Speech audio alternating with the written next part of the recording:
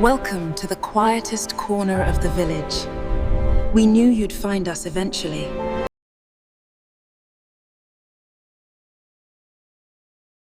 Agatha Raisin was in a foul mood and her feet hurt.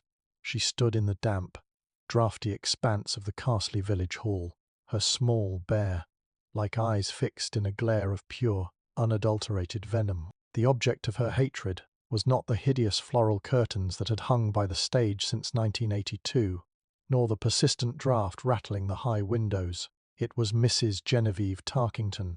Genevieve was new to the Cotswolds, having descended upon Castley a mere 6 months ago from somewhere impossibly posh in Surrey. She was irritatingly thin, possessed a mane of silver hair that looked chic rather than aging, and wore cashmere with the casual indifference of a woman who had never bought anything on sale.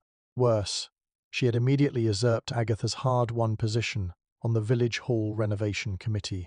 "I just feel, Agatha," Genevieve said, her voice dripping with the kind of weaponized polite sympathy that made Agatha want to hit her with a folding chair, "that your idea for a grand PR launch is a touch vulgar. Castley is about tradition, understatement, not flashy London gimmicks." Agatha felt a hot flush of humiliation creep up her neck.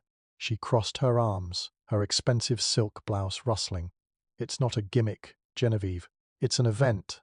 If we're spending £5,000 replacing these rotting floorboards, we ought to make a splash, invite the local press, serve decent champagne. Not that acidic elderflower nonsense you're always pushing." "Elderflower is traditional," Genevieve murmured, adjusting her silk scarf. "And besides, we don't want the wrong sort tramping over the new oak, do we?" Agatha ground her teeth. The wrong sort. That meant Agatha. It didn't matter how many designer suits she bought, how neatly her sleek brown hair was bobbed, or how much money she poured into local charities.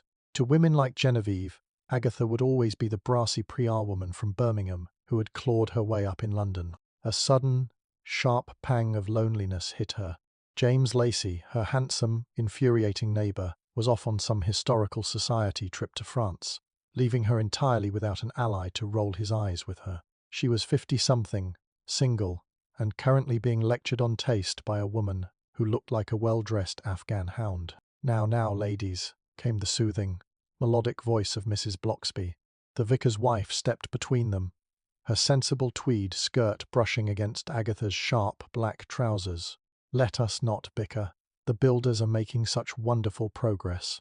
We should just be grateful. The old floor is finally coming up." The dry rot was becoming quite a hazard. Agatha let out a sharp sigh, mollified only slightly by her fondness for the vicar's wife. "If you say so, Margaret. Though if I break an ankle on this uneven concrete, I'm suing the parish." She glanced over to the far corner of the hall, where a team of 3 local workmen in dusty overalls were violently attacking the last remaining section of the 1,952nd pine floorboards near the stage. The grating screech of crowbars pulling rusted nails from joists echoed loudly, making Agatha wince. She adjusted her weight, regretting her choice of 3-inch Jimmy Choos for a morning of committee work. But pride refused to let her wear flats in front of Genevieve. "Right." Genevieve clapped her hands together, a sound that made Agatha want to commit violence. "Let's finalize the catering for the unveiling. I've spoken to the Women's Institute, and they've agreed to do a lovely spread of finger sandwiches. No store-bought quitches this time, Agatha dear." Agatha's eyes narrowed. The great Quish of Death scandal was years behind her, but the village still managed to bring it up whenever they wanted to put her in her place. She opened her mouth to deliver a cutting remark about Genevieve's astonishingly dry scones, when a sudden, sharp shout rang out from the back of the hall. "Oi, boss, get over, eh?" The screeching of the crowbars stopped abruptly. Agatha turned to see the youngest of the workmen, a spotty teenager named Kevin, stumbling backward from the exposed joists. He was exceptionally pale, his eyes wide with horror, pointing a trembling finger into the dark, dusty cavity beneath the floor. "What on earth is they yelling about now?" Genevieve sighed, sounding put. Honestly, the work ethic of the modern tradesman, but Agatha's PR instincts and her recently honed, highly inconvenient detective instincts prickled at the back of her neck. That hadn't been a shout of laziness. It was panic. Ignoring her aching feet, Agatha marched briskly across the dusty concrete, beating Genevieve and Mrs. Bloxby to the corner. The head builder, a burly man named Tom, was already shining a heavy-duty yellow flashlight down into the gloom. "What is it?" Agatha demanded in her most authoritative London voice. "Have you hit a pipe?" I wouldn't look down there, Mrs. Raisin," Tom said heavily. He looked up, his normally ruddy face the colour of old porridge. "Summono, call the police." "Don't be ridiculous," Agatha snapped, entirely ignoring his advice. She shoved past him, peering down into the gap between the thick wooden joists. At first, all she saw was decades of accumulated dust, a few discarded crisp packets from the 70s, and the damp earth of the foundations. And then the smell hit her. It was a thick, sickly, sweet odour that bypassed her nose and settled directly in the back of her throat, entirely overpowering the scent of damp and sawdust. Agatha gagged, pressing a manicured hand over her mouth. There, wedged awkwardly between two structural beams, was a large, heavy bundle wrapped in what looked like a rotting velvet stage curtain. But the curtain had pulled away at the top, revealing a tangle of matted hair, a pale, sunken cheek, and a single staring, milky eye. Genevieve Tarkington came up behind her and let out a piercing, aristocratic shriek before dramatically swooning into Tom's dusty arms. Agatha didn't swoon. She took a step back, her heart hammering against her ribs. Murder, right here in her village hall, right under the very spot where she had stood last Christmas, belting out carols, and trying to catch James Lacey's eye. "Mrs. My." Bloxby hurried over, taking one look into the hole before closing her eyes in silent prayer. "Well," Agatha said, her voice shaking only a fraction as she pulled her ringing mobile phone from her handbag. The annoyance over the elderflower and the quiche had entirely vanished, replaced by a sudden, electric surge of adrenaline. She looked down at the staring eye, her mind racing. Who was it? How long had they been down there? And more importantly, who in Carsley had put them there? "So much for your traditional unveiling, Genevieve," Agatha muttered under her breath, dialing the Macester police station. Chapter 2. Whispers and weak spirits. The arrival of the Macester police did absolutely nothing to improve Agatha's mood. Within 30 minutes, the Carsley village hall was swarming with uniformed officers, forensics teams in stark white boiler suits, and the familiar, round-faced figure of Detective Inspector Bill Wong. Bill, who had once harboured a slight, unrequited crush on Agatha, and now regarded her with a mixture of fond exhaustion and professional dread, ducked under the blue, and white police tape blocking the main doors. "Agatha," Bill sighed, his shoulders drooping as he spotted her standing stubbornly by the tea-urn, her arms crossed in a defensive posture. "Why is it that whenever I get called to a horrific discovery in this village, you are standing a mere 3 feet away?" "I hardly put the body there, Bill," Agatha snapped, bristling. She smoothed down her silk blouse, acutely aware that the damp air was doing terrible things to her blow. "Dry. I was doing my civic duty, serving on the Renovation Committee. If it weren't for me insisting on an inspection of the dry rot, that poor soul would still be wedged between the joists. And for that we are very grateful," Bill said in a tone that suggested entirely the opposite. "But now, I need you to go home. Let the professionals handle this." "Professionals?" Agatha scoffed, eyeing a young constable who had just tripped over a stray piece of skirting board. "If you lot had your way, you'd rule it a suicide by self-burial. Have you identified them yet?" "Agatha," Bill's voice took on a sharp, warning edge. "I mean it. Go home. No snooping, no interrogating the builders, and definitely no holding court at the pub." Agatha offered him a tight, entirely insincere smile. "I wouldn't dream of it, Bill." Naturally, she went straight to the Red Lion. The village pub was already humming with the kind of frantic, suppressed excitement that only a gruesome local tragedy could generate. The speed at which gossip travelled in Carsley defied all laws of physics. As Agatha pushed open the heavy oak door, the low murmur of voices abruptly stopped, and a dozen pairs of eyes swiveled in her direction. She stood a little taller, squaring her shoulders. This was her domain. She might be an outsider to women like Genevieve Tarkington, but when it came to village murders, Agatha Raisin was the undisputed queen. "A large gin and tonic," Agatha told the barman, sliding onto a stool next to Mrs. A. Bloxby, who had retreated here earlier and was nursing a modest glass of sherry. And don't be stingy with the gin. It's a terrible business. Mrs. Boggle, one of Carsley's most notorious busybodies, leaned across the scarred wooden bar, her eyes gleaming with morbid delight. They say it was a woman, wrapped in the old stage curtains from the 1998 production of Blithe Spirit. Is it true her head was completely caved in, Mrs. Raisin? I couldn't possibly comment, Agatha said primly, taking a deep, restorative gulp of her gin. It burned nicely going down. The police have sworn me to absolute secrecy. This, of course, was exactly the right thing to say to ensure everyone leaned in closer. Well, I heard it was a man, interjected Arthur Pendleton, the fussy tweed, wearing treasurer of the village hall committee. He was seated at a corner table, his knuckles white as he clutched a half-pint of bitter. He looked exceptionally sweaty for a man sitting in a draughty pub. Someone who must have snuck in during the night, a vagrant perhaps. Agatha narrowed her eyes. Arthur was a stickler for rules, the kind of man who would write a sharply worded letter to the parish council if a recycling bin was put out an hour early. Yet, here he was, actively pushing a narrative that made absolutely no sense. A vagrant. Agatha challenged, her sharp prior instincts flaring. She swiveled on her stool to face him directly. Don't be daft, Arthur. It takes a great deal of effort to pry up those 1,950 seconds floorboards and nail them back down seamlessly. A passing tramp wouldn't bother. I merely meant it's a possibility, Arthur stammered, his eyes darting toward the door as if looking for an escape route. He took a nervous sip of his bitter, spilling a drop on his neatly pressed trousers. We shouldn't jump to conclusions. We aren't, Agatha said, watching him like a hawk. He's lying, she thought with a sudden thrill of certainty.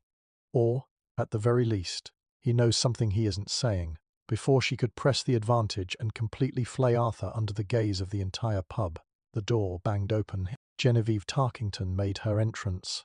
She looked remarkably well for a woman who had supposedly swooned into a builder's arms an hour prior.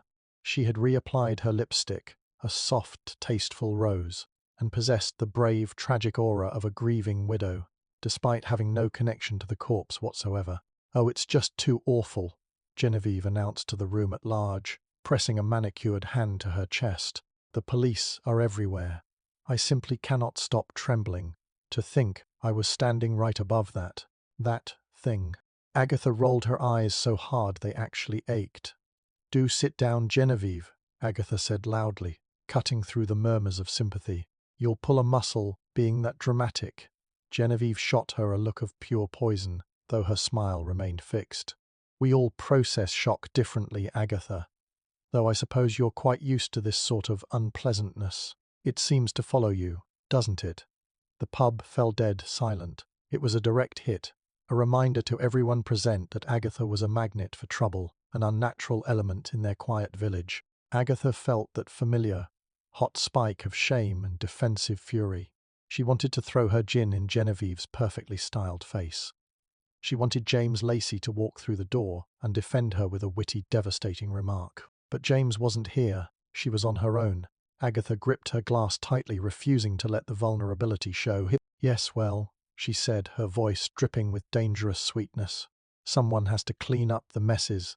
The rest of you are so desperate to sweep under the rug. Speaking of which, Arthur, you never did tell us who had the keys to the hall the weekend the builders started. Arthur Pendleton choked on his beer. Genevieve's smile faltered.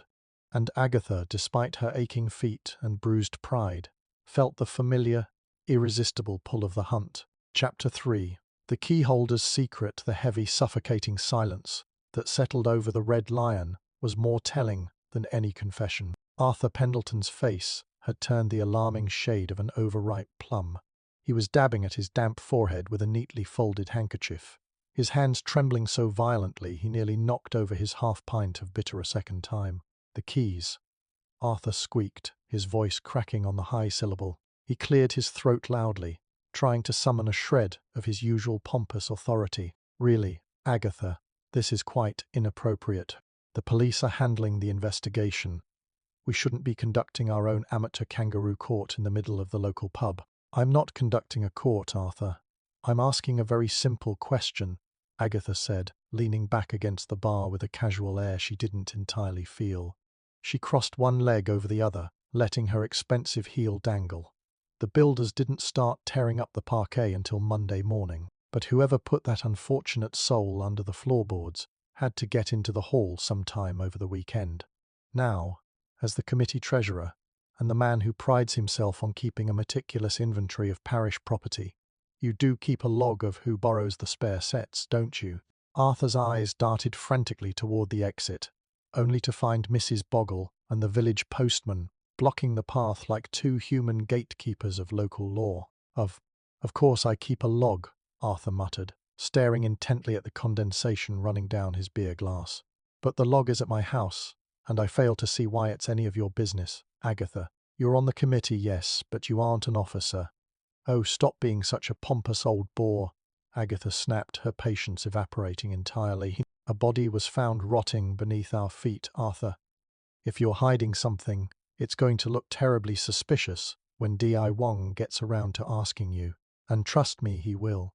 Genevieve Tarkington stepped into the conversational breach, her aristocratic chin tilted up. Really, Agatha, must you interrogate the man like a common criminal? Arthur is under a great deal of stress. We all are.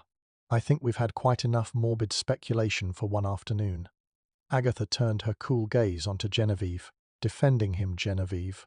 Or are you just worried that your own name might pop up in a logbook somewhere? Don't be absurd, Genevieve sniffed, though a faint, highly suspicious flush crept up her cheeks.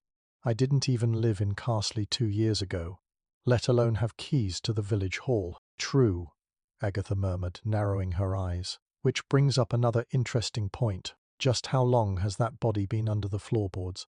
I wonder. The forensics team hasn't said a word, but it didn't look fresh. Not by a long shot. Mrs. Bloxby, who had been quietly sipping her sherry and watching the verbal sparring with the gentle detachment of a spectator at a tennis match, finally spoke. The stage curtains, Agatha. Did you notice the fabric? Agatha blinked, momentarily derailed. What about them? They were the old emerald velvet drapes, the vicar's wife said softly. The ones we replaced back in the autumn of 2021, when the Amateur Dramatic Society put on Blythe's Spirit. They were kept in the storage locker behind the stage until the renovation cleared them out. A cold prickle of realization washed over Agatha. 2021. That meant whoever was buried under the floorboards had been down there for nearly 5 years. 5 years of parish meetings, Christmas bazaars, yoga classes, and wee bake sales, all happening directly over a corpse. The thought made Agatha's stomach turn. She finished her gin in a single, ungraceful gulp and slammed the glass down on the counter. Right, Agatha announced, standing up so abruptly her stool wobbled. I'm going for a walk. All this fresh village air is making me feel positively suffocated. Going to brief Dai Wong, are you? Genevieve called out, her voice dripping with vinegar. I'm going wherever I damn well please, Genevieve. Agatha shot back over her shoulder as she marched toward the door. Once outside in the crisp Cotswold's air, Agatha took a deep breath, letting the chill clear the fuzziness of the gin from her head. Her mind was racing. 5 years. Who in Carsley disappeared around the autumn of 2021? People didn't just vanish from a tight-knit village without a fuss. Or did they? She decided to bypass her lonely, quiet cottage and instead head down Church Lane toward the vicarage. Margaret Bloxby was sensible, observant, and crucially, knew every single secret, skeleton, and scandal in the parish. If anyone remembered who went missing 5 years ago, it would be the vicar's wife. As Agatha rounded the corner past the old stone wall of the churchyard, her mobile phone buzzed sharply in her designer handbag. She pulled it out, expecting a text from her cleaning lady, Mrs. Bloxby, or perhaps a nuisance call from a London PR client, refusing to let her retire in peace. Instead, it was an unknown number. Agatha swiped the screen and pressed the phone to her ear. Hello. At first, there was only static and the sound of heavy, ragged breathing. Agatha frowned, about to hang up, when a harsh, distorted whisper came through the speaker. Stop poking around where you don't belong, Agatha, or you'll end up under the floorboards next. The line went dead with a sharp click, Agatha stood frozen on the deserted lane, the blood draining from her face. For all her bravado, her sharp tongue, and her desperate desire to play the brilliant detective, the stark, chilling reality of the threat hit her like a physical blow. Someone was watching her. Someone knew what she was doing, and they weren't going to let her stop. Chapter 4: The Ghost of 2021. The dial tone buzzed monotonously in Agatha's ear.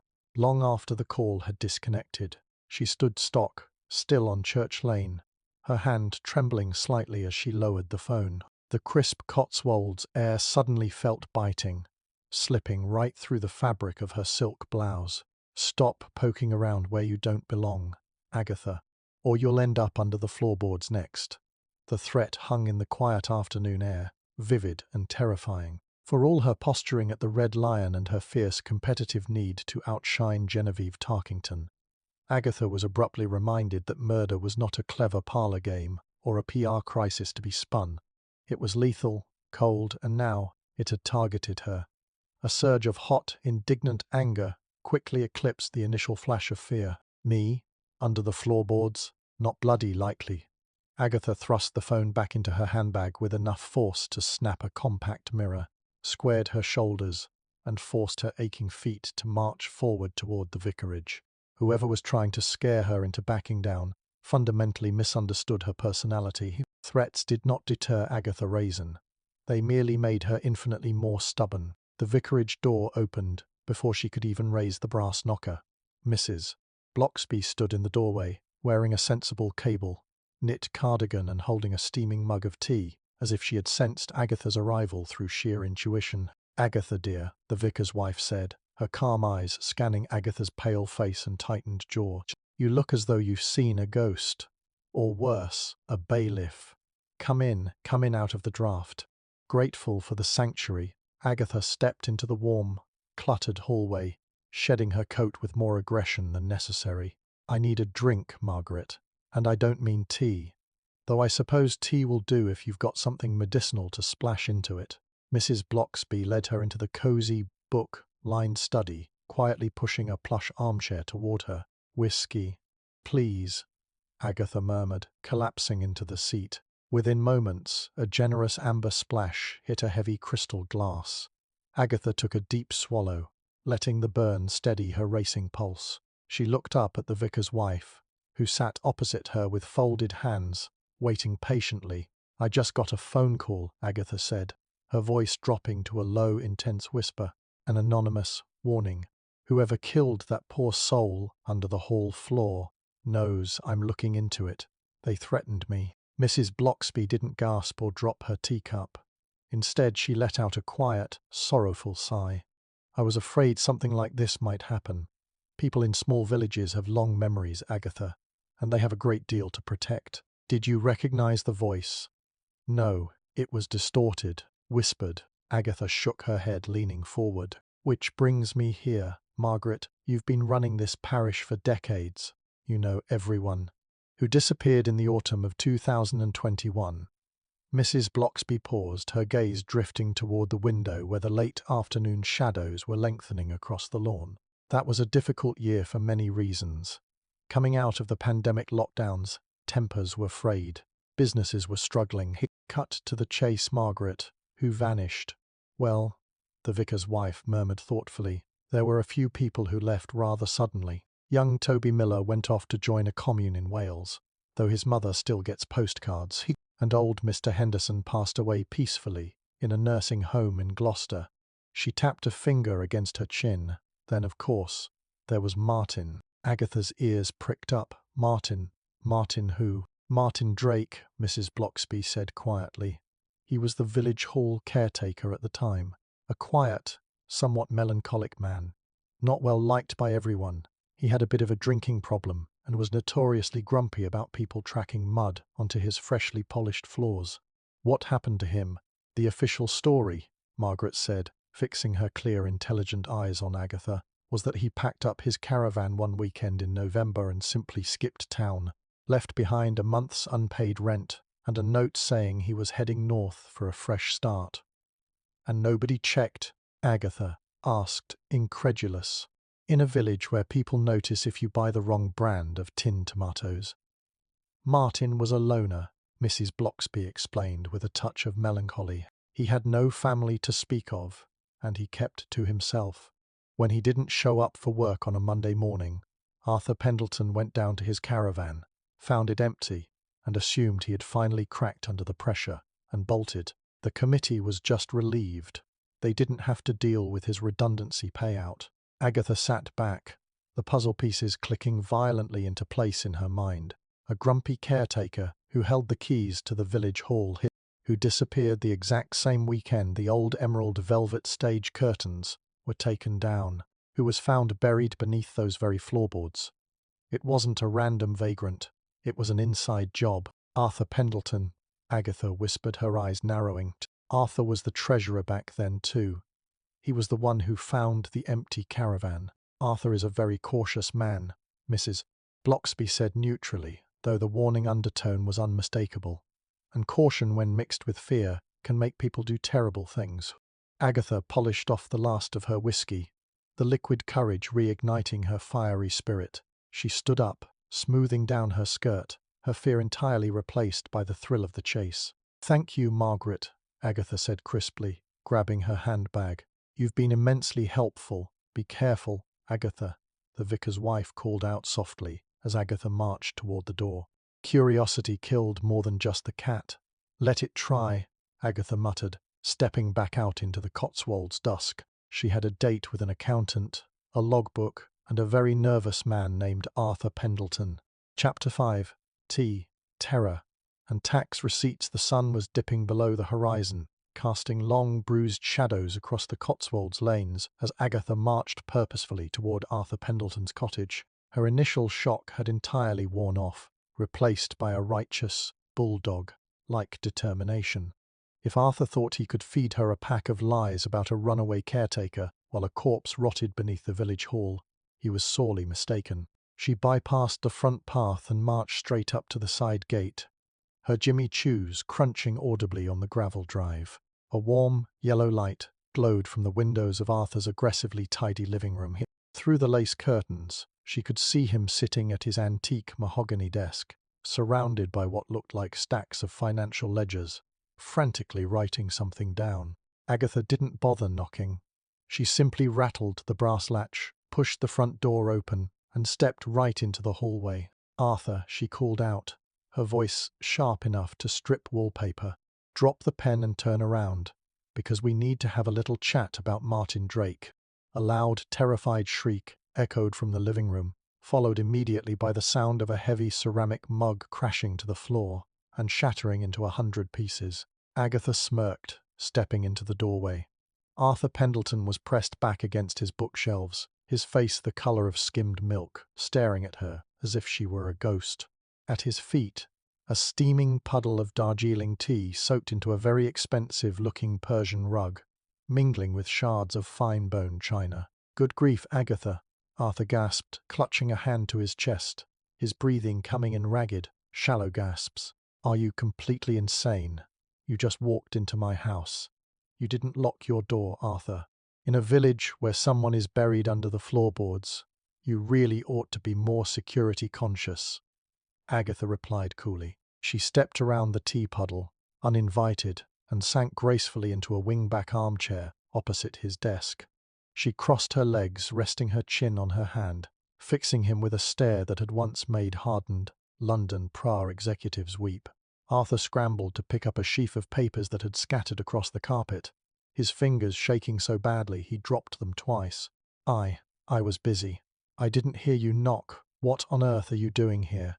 "I came to talk about November 2021, Agatha said smoothly, her eyes darting over the open ledgers on his desk. "Specifically, the weekend Martin Drake vanished into thin air, leaving behind his caravan, his unpaid rent, and conveniently for you, no one to ask awkward questions about the parish accounts." Arthur froze.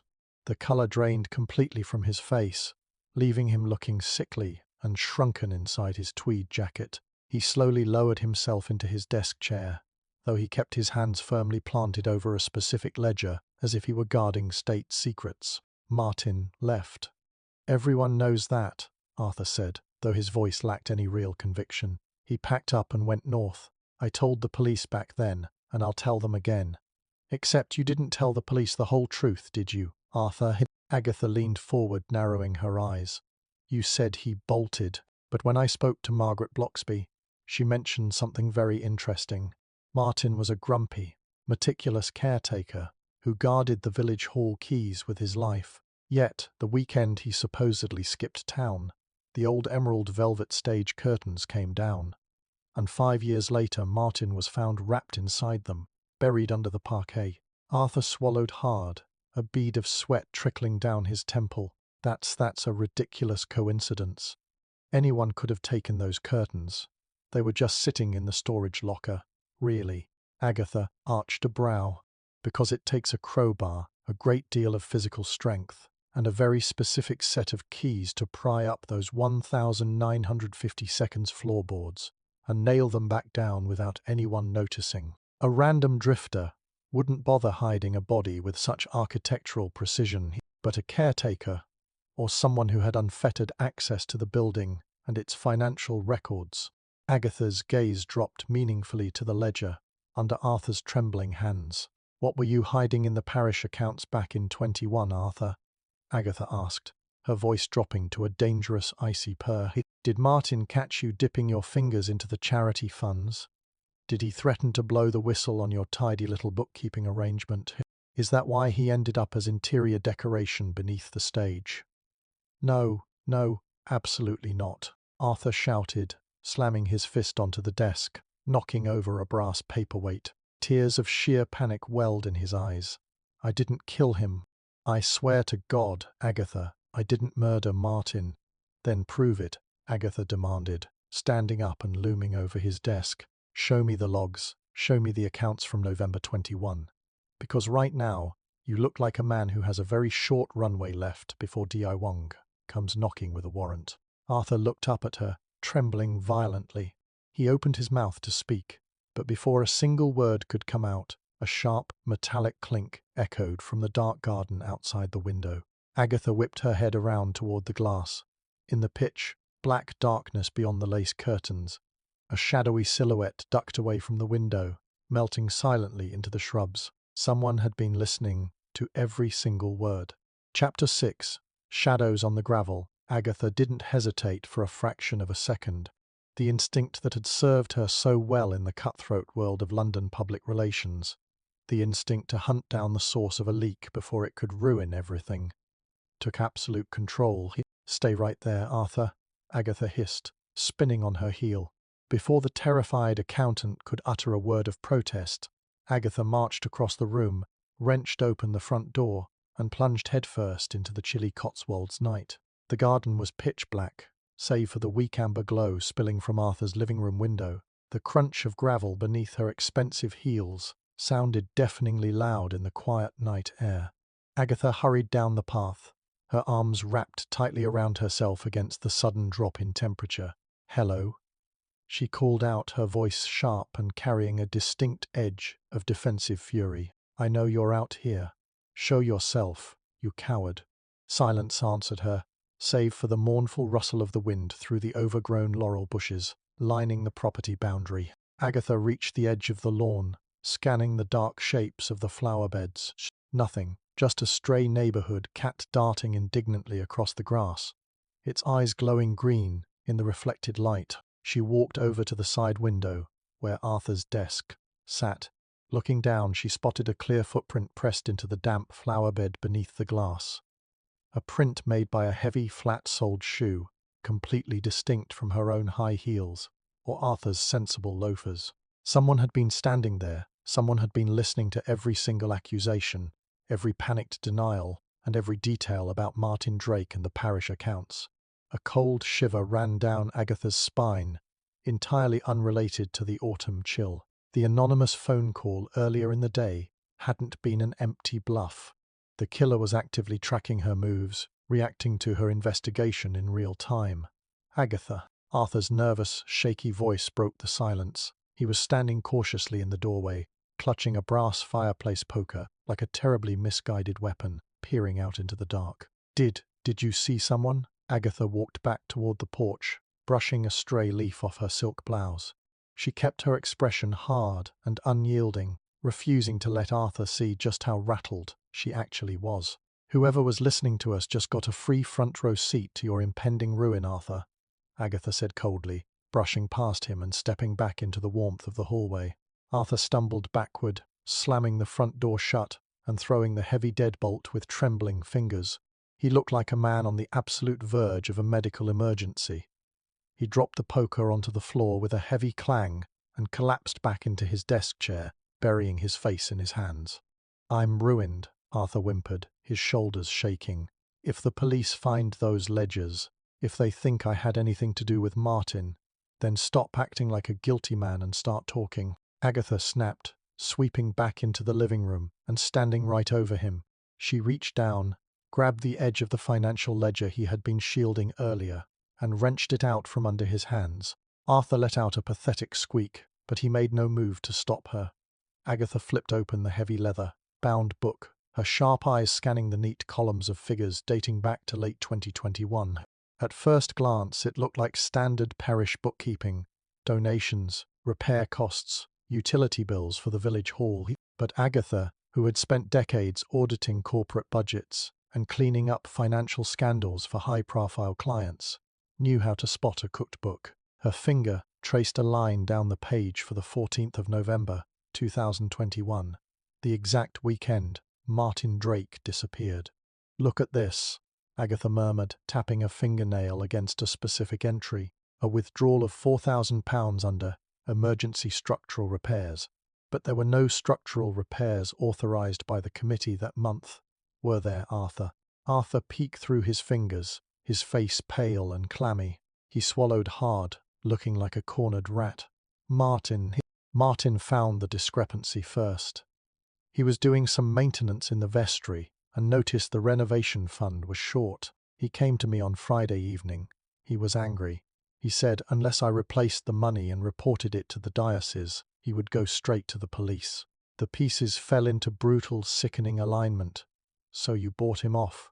Agatha asked, her voice dropping. I didn't have £4,000, Arthur cried, his voice cracking with desperation. The money was already gone. I had invested it in a local property scheme that went belly up. I was terrified of going to prison. I begged Martin to give me time. We argued right there by the stage in the village hall. Arthur slumped lower in his chair, the full weight of his confession finally crushing him. When I came back on Monday morning, Martin wasn't there. His caravan was empty. I thought he had taken pity on me, taken whatever cash was left in the petty box, and run away to escape the scandal. I swear to God, Agatha, I never touched him. I didn't put him under those floorboards. Agatha stared down at the trembling accountant. She believed him at least about the murder. Arthur was far too cowardly, too physically weak, and too terrified of his own shadow to bludgeon a man to death and hide a body beneath heavy oak joists. But if Arthur hadn't done it, who had? Before Agatha could press him for more names, her mobile phone buzzed aggressively in her handbag.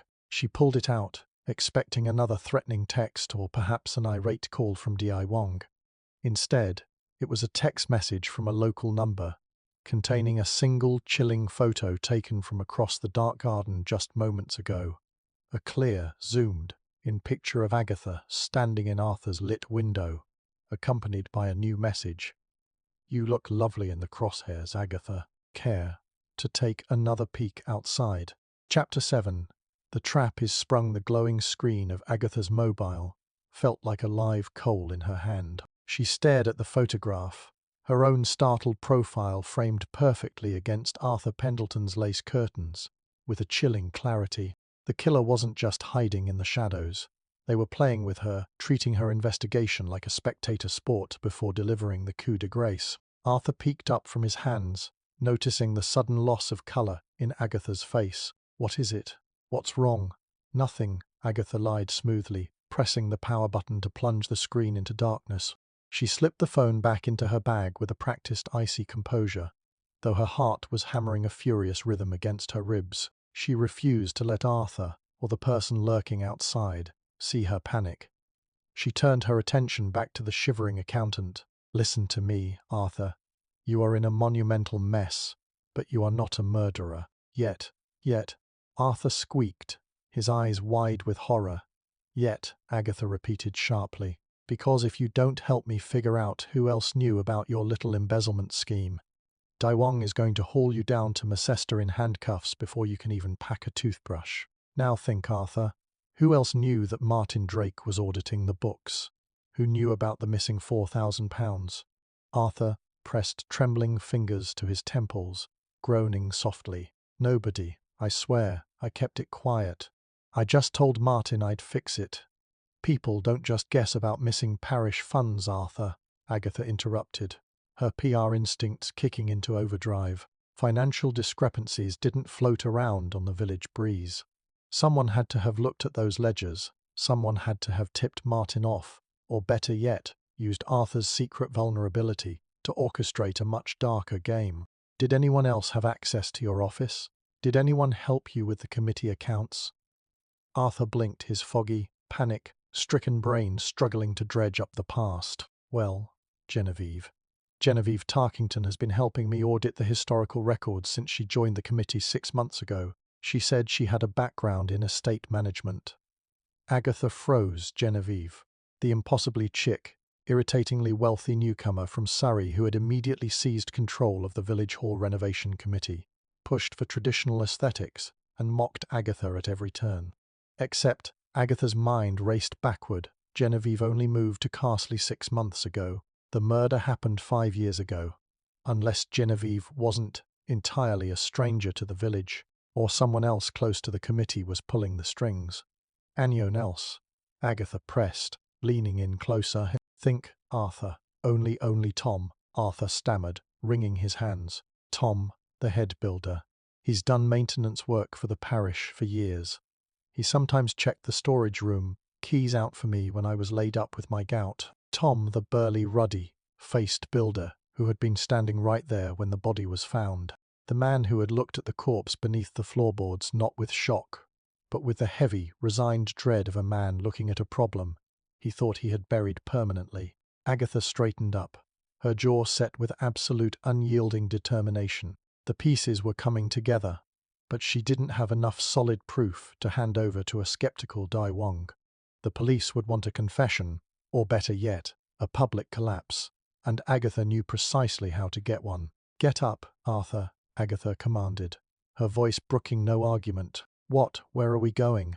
Arthur whimpered, shrinking back into his chair. We are going to the Red Lion, Agatha said coldly, striding toward the front door. There is a village emergency meeting called for tomorrow morning to discuss the unfortunate situation at the hall, but we aren't waiting until morning tonight. We're going to flush the real killer out into the open. I can't, Arthur cried, pulling his knees up. I'll be lynched. You'll be alive, which is more than you can say for Martin Drake if you stay here alone. Agatha shot back, throwing open the front door. The cool night air rushed in, carrying no sign of the watcher, but Agatha knew they were being tracked. An hour later, the Red Lion was once again packed to the gills. Word of the ongoing police investigation had leaked, and the villagers clustered in tight, nervous knots around the sticky wooden tables. When Agatha Raisin pushed open the heavy oak door with Arthur Pendleton trailing miserably behind her like a condemned prisoner, the murmurs died down to an absolute whisper. Agatha didn't head for the bar. She marched straight to the center of the room, her head held high, her designer handbag clutched like a shield. Genevieve Tarkington was sitting at a corner table with a glass of white wine, looking immaculate and terribly bored. Tom the builder sat nearby in a greasy flannel shirt, nursing a pint of bitter with heavy, calloused hands. Listen up, everyone. Agatha's sharp London-owned voice cut through the smoky air, silencing every conversation in the room. Genevieve raised a perfectly sculpted eyebrow, sipping her wine. Really, Agatha, must you always make such an ungodly racket? Some of us are trying to decompress. Save your breath, Genevieve, Agatha announced, stepping forward so the entire pub could see her. She pointed a manicured finger directly at the corner table. Because the charade is over.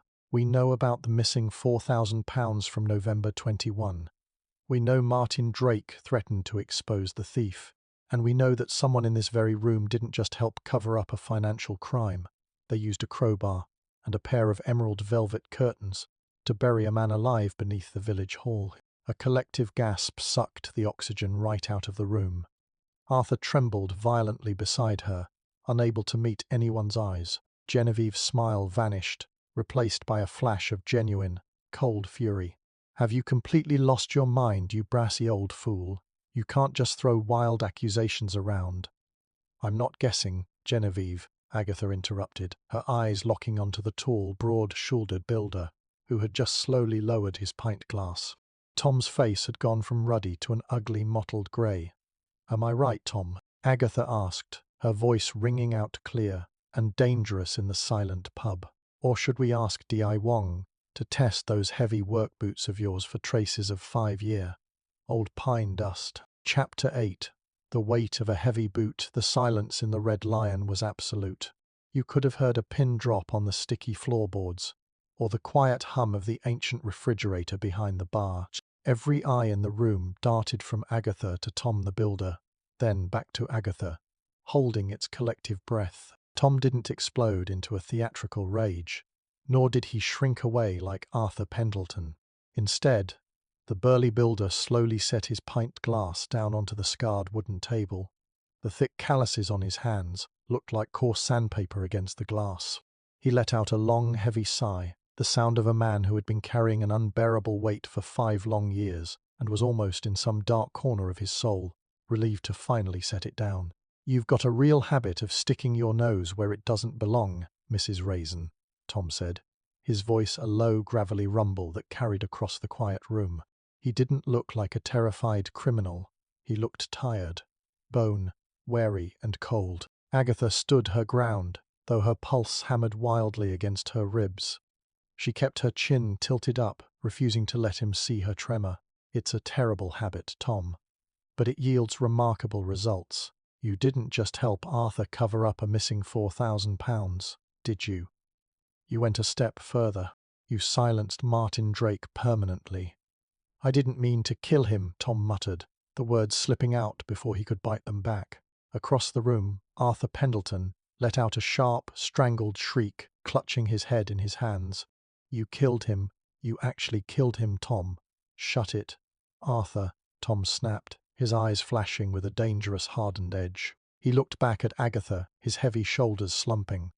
"Martin was a sanctimonious bastard. He found out about the money shortfall on that Friday night. He didn't just threaten to go to the police. He cornered me in the back of the hall while I was doing some late-night maintenance. He knew I had helped Arthur shuffle the books to cover my own debts on a botched housing contract." Genevieve Tarkington had gone completely pale, her wine glass hovering inches from her lips. She hadn't expected this. None of them had. The cozy, polite veneer of Carsley village life had been stripped away entirely, leaving raw, ugly desperation exposed beneath the surface. "So you bought him off," Agatha pressed, taking a slow step forward, acting on sheer instinct and adrenaline. "Or did you decide dead men make better accountants?"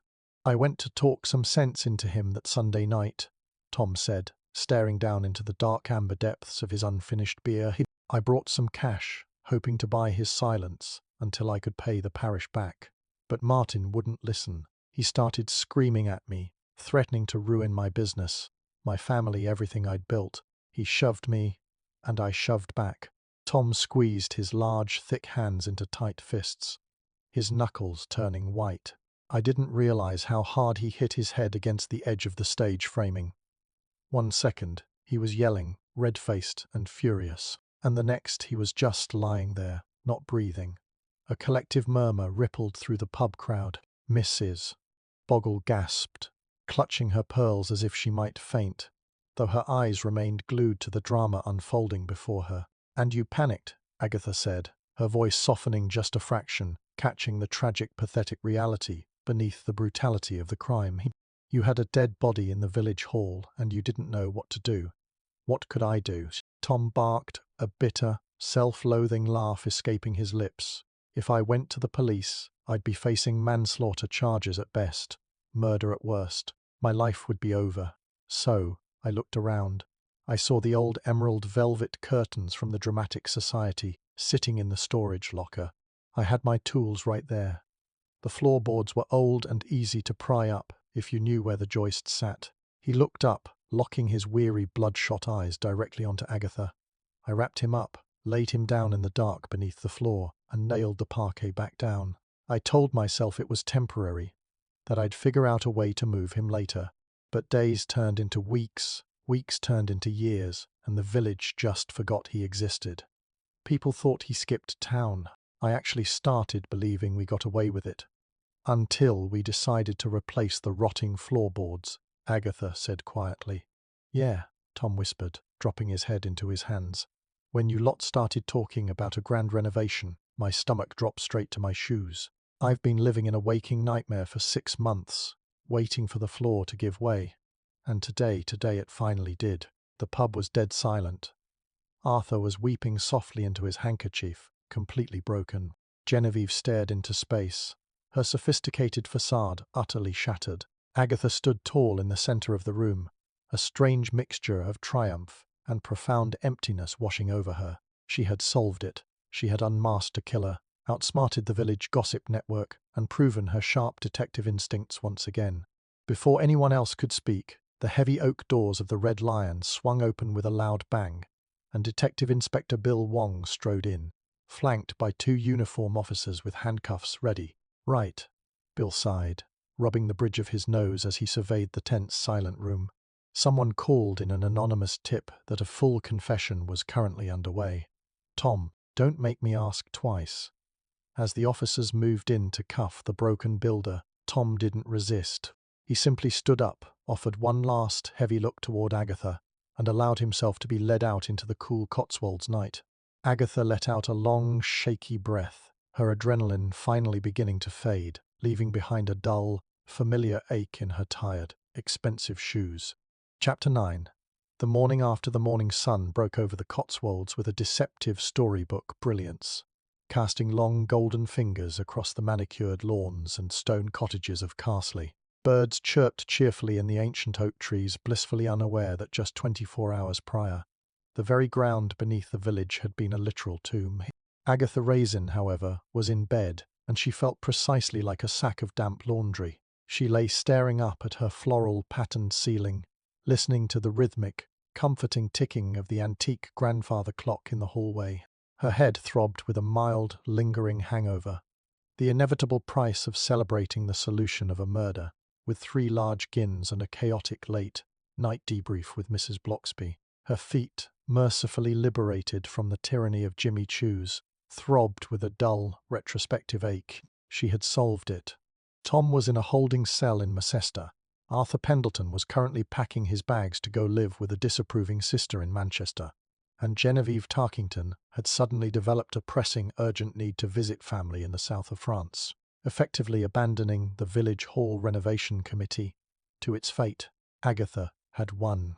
She had played the sleuth, outmaneuvered the village hierarchy, and proven her mettle. So why did she feel so utterly miserably hollow? With a heavy sigh, Agatha threw back the duvet, slid her bare feet into a pair of fluffy fleece slippers, and padded downstairs to the kitchen. The house was cold, quiet, and profoundly empty. No phone calls from James Lacey, who was still gallivanting around historical chateaux in France, entirely oblivious to the fact that Agatha had nearly been buried alive twice over. No visitors stopping by to marvel at her brilliance. Just her, a tin of instant coffee, and the deafening silence of her own company. She flicked on the kettle, leaning heavily against the counter as she waited for it to boil. Through the kitchen window, she could see the distant spire of St. Mary's Church rising against the pale blue sky. Village life was already returning to its maddening, unbothered rhythm. Mrs. Boggle could be seen through the hedge, shaking out a doormat with a kind of aggressive vigor that suggested she was already hunting down fresh gossip to replace the old. The doorbell rang. Agatha jumped, the kettle finally clicking off behind her. She frowned, smoothing down her silk dressing gown and running a quick, panicked hand through her sleek, mussed brown hair. Was it the police with more follow-up questions? Was it Arthur coming to beg for mercy? She marched to the front door and pulled it open, bracing herself for whatever village drama was about to unfold. Standing on her porch was Mrs. Bloxby. The vicar's wife looked serene, wearing her usual sensible tweed coat and carrying a small wicker basket covered with a checkered tea towel. "Good morning, Agatha," Mrs. Bloxby said brightly, stepping past the threshold uninvited, bringing with her a comforting scent of Earl Grey tea and autumn air. "You look as though you've spent the evening wrestling." "A badger." "Thank you, Margaret. That's the nicest thing anyone has said to me all week," Agatha retorted dryly, though she felt a warm flicker of affection. She closed the door and followed the vicar's wife into the kitchen. "What's in the basket? If it's another one of your husband's disastrous home baked loaves, I'm feeding it to the birds." "Worse," Mrs. Bloxby said with a faint, knowing smile as she lifted the checkered cloth to reveal a plate of freshly baked scones. "Scones, though I promise you, I made these myself and they contain 0 elderflower or quiche." Agatha let out a reluctant snort of laughter, pulling 2 mugs from the cupboard. "Sit down before I change my mind about letting you in. I suppose you've come to dissect the fallout from last night." "Not at all," Mrs. Bloxby replied, taking a seat at the small wooden kitchen table. "The fallout is dissecting itself. Arthur has resigned from the parish council, Genevieve has fled the county, and the village hall committee is currently leaderless. Which, naturally, brings me to you." Agatha paused, a jar of strawberry jam hovering over a freshly split scone. "Me. Margaret, I just spent a week knee-deep in dry rot and corporate embezzlement, discovered a corpse, and nearly got myself strangled by an anonymous stalker. I am officially retired from community service." "Nonsense," the vicar's wife said smoothly, pouring the boiling water into the mugs. "Carsley needs a strong hand on the committee. Someone who won't be intimidated by flashy newcomers from Surrey or fussy accountants with cooked books. Someone who knows how to get things done." Agatha stared at her, her resistance visibly crumbling. A strange, intoxicating surge of pride bloomed in her chest. Retired? Who was she kidding? The thought of handing the village hall renovation over to someone else, someone dull like Mrs. Bogle, made her skin crawl. Carsley needed her. Whether they liked to admit it or not, Agatha Raisin was the undisputed heartbeat of this village. "Well," Agatha cleared her throat, trying to adopt an expression of supreme, reluctant martyrdom, "I suppose someone has to make sure they choose the right floorboards this time. We can't have cheap oak. It has to be solid, premium timber.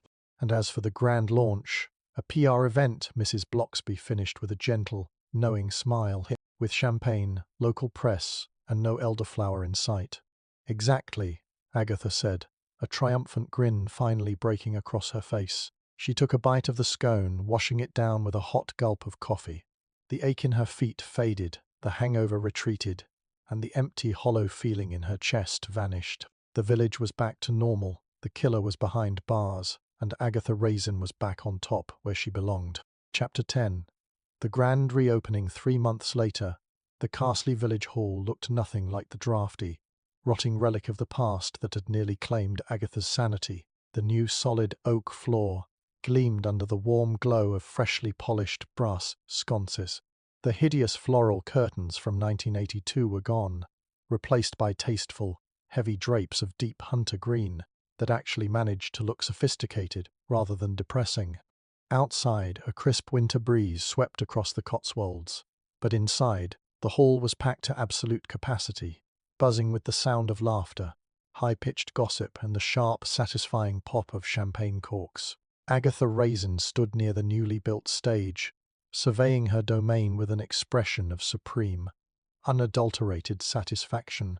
She wore a bespoke emerald, green wool dress that hugged her figure perfectly, paired with a sleek, asymmetric silver necklace, and against all medical advice from her chiropractor, a pair of black suede heels that cost more than a small holiday. Her dark brown hair was styled into a razor, sharp bob, and her makeup was immaculate. She was, without a shadow of a doubt, the queen of the evening.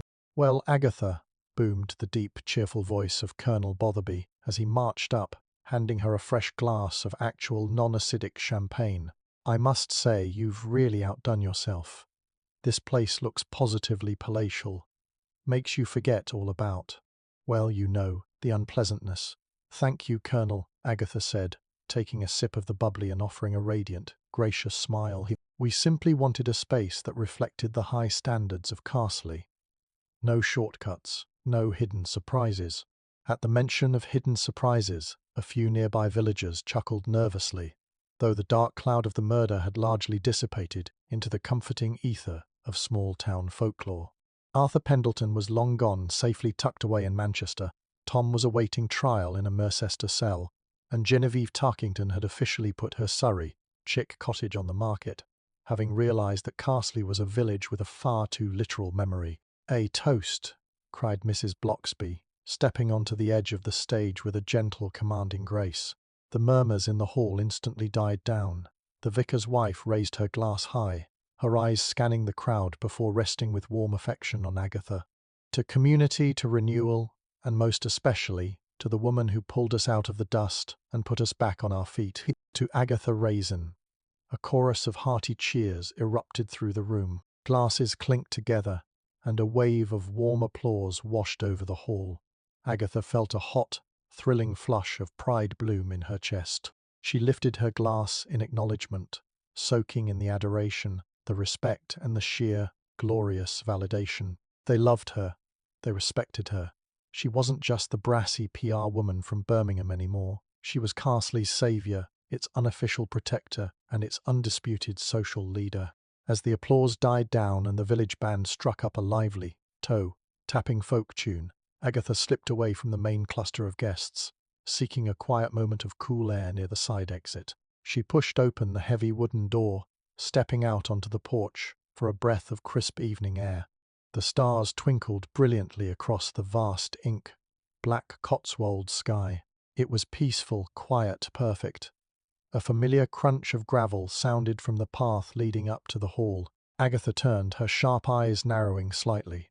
Striding up the steps, dressed in an impeccably tailored tweed jacket and looking entirely too pleased with himself, was James Lacey.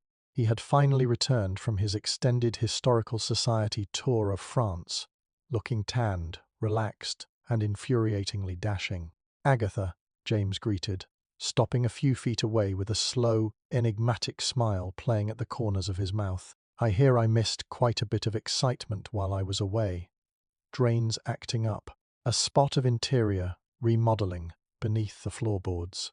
Agatha crossed her arms, tilting her chin up. She let out a sharp, theatrical huff, though her heart did a traitorous little flutter against her ribs. "Excitement, James." Agatha raised an eyebrow, letting her voice drip with delicious sarcasm. "Oh, nothing much. Just a spot of murder, corporate embezzlement, an anonymous stalker threatening to turn me into floor insulation and single-handedly saving the entire parish from complete social ruin. You know, just a typical Tuesday in Carsley." James chuckled, stepping closer. The faint scent of expensive cologne and autumn chill drifted toward her. "And here I was worried you'd be bored without me." "Bored?" Agatha snapped back, though a reluctant smile twitched at the corner of her lips. "I'll have you know I was too busy being brilliant to even notice you were gone." "Is that so?" James murmured, his gaze softening as he looked down at her. "Well, I suppose I should apologize for missing the grand opening. But I did bring you something back from Paris." Agatha's eyes narrowed with immediate, highly suspicious interest. "What kind of something?" James reached into his pocket and produced a small, elegant velvet box, holding it out toward her. Agatha stared at the box for a long moment. A familiar wave of romantic vulnerability, pride, and stubborn self-doubt washed over her. She was 50-something, fiercely independent, perfectly capable of solving her own murders, and didn't need any man to complete her. And yet, as she reached out and took the box from his hand, her heart skipped a beat. She flipped open the lid. Inside rested a stunning antique silver brooch, shaped like a delicate, clever little fox. Agatha looked up, meeting James's amused, affectionate gaze. The sharp edges of her defences melted away, replaced by the warm, intoxicating thrill of the hunt, both for the truth and for love. "Well," Agatha murmured, pinning the fox securely to the lapel of her emerald dress, a triumphant, wicked grin spreading across her face. It's about time you brought me something with a bit of taste, James. Now, buy me a gin and tell me everything about your trip. You have precisely 2 minutes before I go back inside and let everyone worship me properly." James laughed, offering her his arm. "Lead the way, Agatha," with her head held high, her heels clicking smartly against the stone, and the glittering Cotswolds night stretching out before her. Agatha Raisin walked back into the party, ready for whatever trouble, mystery, or scandal tomorrow might bring. Chapter 11. The morning after the triumph, the golden light of a crisp winter morning filtered through Agatha Raisin's bedroom curtains, casting warm patterns across the duvet. For once, Agatha was not waking up to a pounding hangover, a threatening text message, or the terrifying realization that a corpse was rotting somewhere beneath her feet. Instead, she woke up feeling remarkably pleased with herself. She stretched luxuriously, her bare toes brushing against the bottom of the bed, and stared up at the ceiling. The grand reopening of the Carsley Village Hall had been an unmitigated triumph. The local press had turned out in full force, snapping photographs of her standing beside the gleaming new oak floorboards. Even the local newspaper, the Mercester Gazette, had run a glowing feature on page 3 praising her tireless dedication to community preservation. And, to top it all off, James Lacey had spent the entire evening hanging around her like a love-struck undergraduate, hanging on her every word and admiring the antique silver fox brooch he had brought her from Paris. Life, Agatha decided, rolling over to plump her pillows, is finally behaving itself. She threw back the covers, slipped into her silk dressing gown, and padded down the stairs to the kitchen. The house felt warm and cozy. As she waited for the kettle to boil, she gazed out the kitchen window at the frost-kissed garden. The neighborhood looked peaceful, almost deceptively quiet. Mrs. Boggle was walking her poodle down the lane, moving at a snail's pace, as if searching the hedgerows for any lingering shreds of scandal. Agatha smiled to herself, pouring boiling water over her instant coffee. Let them look. The murder was solved. The culprit was locked away. The village hall was a masterpiece, and her social standing in Carsley was higher than it had ever been. She was untouchable. Just as she took her first appreciative sip of coffee, the telephone on the hallway table let out a sharp, ear-splitting ring. Agatha frowned, setting her mug down on the counter. Early morning phone calls in Carsley rarely brought good news. They usually meant Mrs. Bloxby needed a last-minute raffle prize, or her cleaning lady had locked herself out of the shed. She walked into the hallway, picked up the receiver, and adopted her most brisk, professional tone. "Agatha Raisin speaking." "Agatha, oh, thank goodness, you're there." It wasn't Mrs. Bloxby. It was Bill Wong. The Mercester detective inspector sounded less like a calm, authoritative officer of the law, and more like a man who had just swallowed a live wasp. Agatha's posture stiffened instantly, her relaxation evaporating in a puff of smoke. "Bill, what on earth is the matter? Has Tom escaped from custody?" No, Tom is still locked securely in his cell," Bill groaned on the other end of the line, sounding deeply exhausted. It's a complication, Agatha. A rather large complication." "Define complication," Agatha demanded, her sharp purr instincts flaring back to life. "Did Arthur Pendleton confess to something else from Manchester?" "Worse," Bill sighed heavily. "We brought in a specialized forensic architect yesterday to check the remaining structural integrity of the village hall foundations. Just standard protocol before closing the case file completely. They used a ground-penetrating sonic scanner beneath the adjacent storage room near the kitchen." Agatha felt a cold, prickling sensation crawl up the back of her neck. Her fingers tightened around the telephone receiver. "And what did the scanner find, Bill?" "It found another void," Bill said grimly. "We broke through the concrete slab an hour ago, Agatha. There's a second bundle wrapped in old theatrical canvas down there, and based on initial dental evaluations. This one dates back to 1995. The kitchen around Agatha seemed to tilt on its axis. 1995. 10 years before Tom or Arthur had even taken over the committee accounts. 10 years before Martin Drake ever set foot as caretaker. "Another one," Agatha whispered, her voice dropping to a breathless rasp. "You're telling me there are more bodies under the village hall?" It appears Carsley has a very rich, very dark history we didn't know about, Bill said ruefully. Look, Agatha, I know you said you were retired from investigating, but I'm on my way, Agatha interrupted fiercely.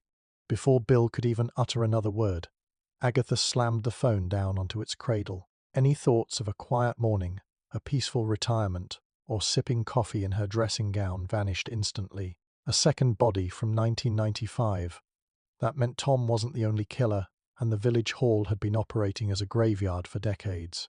She marched back upstairs, with the furious determination of a general charging into battle. The silver fox brooch gleamed mockingly from her bedside table. Agatha snatched it up, pinned it sharply to the lapel of her blouse, and yanked open her wardrobe doors, slipping back into her Jimmy Choos. Comfort be damned, Agatha stormed out of her bedroom. The village thought they were finally rid of her, that she could just sit back and enjoy a peaceful winter. They were drastically mistaken. Agatha Raisin was back on the case, and God help whoever else was buried beneath the floorboards. Chapter 12. The second skeleton's song The Blue, and white police tape was back up across the doors of the Carsley Village Hall, flapping mournfully in the bitter winter wind like a tattered ghost. A solitary police van sat parked squarely on the gravel drive, its flashing blue beacon painting the ancient stone walls in an erratic, pulsing strobe. Agatha Raisin marched up the path, her Jimmy Choos clicking furiously against the frozen ground. She didn't care about the cold, she didn't care about the police tape, and she certainly didn't care about Bill Wong's explicit instructions to stay away. A second body beneath the floorboards, dating all the way back to 1995, turned this from a localized tragedy into a full-blown village conspiracy. And Agatha was not about to let anyone else steal the spotlight. Hold it right there, Mrs. Raisin. A young constable stepped out to block the doorway, looking terrified that he might actually have to physically restrain her. Agatha fixed him with a stare so intensely venomous that the poor lad instinctively took half a step backward. Don't be a complete idiot, constable, Agatha snapped, ducking smoothly under his arm before he could process the movement. I'm on the Renovation Committee. In fact, legally speaking, I am the committee at the moment. Now let me through, before I report you for obstruction of justice. She strode into the hall. The gleaming new oak floorboards had already been partially peeled back near the kitchen alcove, exposing a dark, yawning gap in the concrete foundations. Forensic tents surrounded the hole, illuminated by harsh, glaring work lights. Bill Wong was standing nearby, holding a clipboard, and looking as though he had aged 10 years since breakfast. When he spotted Agatha strutting across the pristine wood in her high heels, he let out a long, shuddering sigh of pure defeat. I didn't even hear the squad car door slam, Bill said, rubbing his temples where a massive headache was clearly blooming. How do you do it, Agatha? Do you possess some kind of paranormal radar for decomposing organic matter? I have deductive reasoning, Bill, which is something your department clearly lacks, Agatha retorted, stepping right up to the edge of the excavated pit. She peered down into the gloom, catching the sickly sweet scent of ancient decay that the industrial air scrubbers hadn't quite managed to clear out. So, what do we know? Who was down there? Bill sighed, flipping a page on his clipboard. Forensics hasn't pulled official dental records yet, but based on the clothing scraps, the signet ring found on the skeletal hand, and the missing persons reports from the mid-90s, we have a very strong indication. Well, Agatha pressed, her eyes flashing with impatience. Don't leave me in suspense, Bill. Who bought the 1995 package tour beneath the kitchen? Julian Montgomery, Bill said quietly. Agatha blinked, the name echoing in her memory. Julian Montgomery, the former chairman of the parish council. The man who supposedly embezzled parish funds and fled to South America 30 years ago.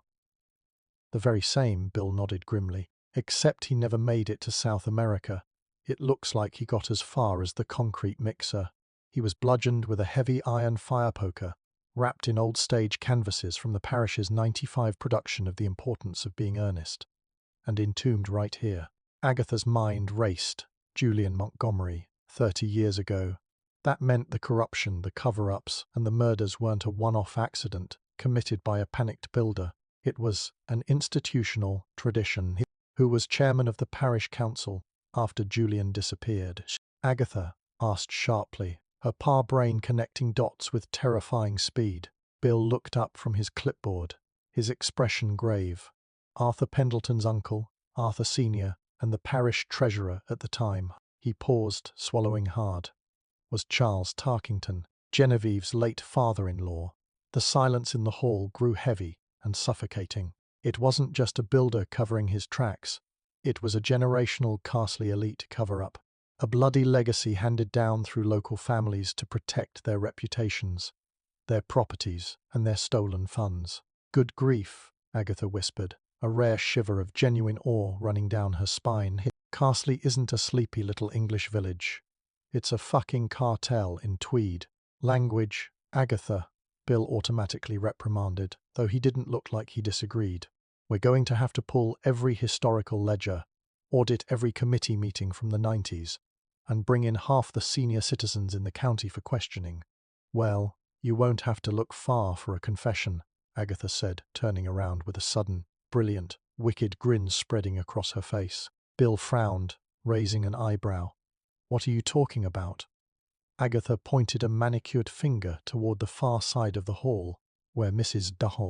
Bogle was currently peering aggressively through the exterior window, desperately trying to read lips through the glass. If Julian Montgomery has been under the kitchen floor for 30 years, Agatha said smoothly, walking toward the doors with a bounce back in her step, then Mrs. Bogle has lived next door to a mass grave for 3 decades and played bridge with the murderers every Thursday, and I happen to know for a fact that she never liked Julian.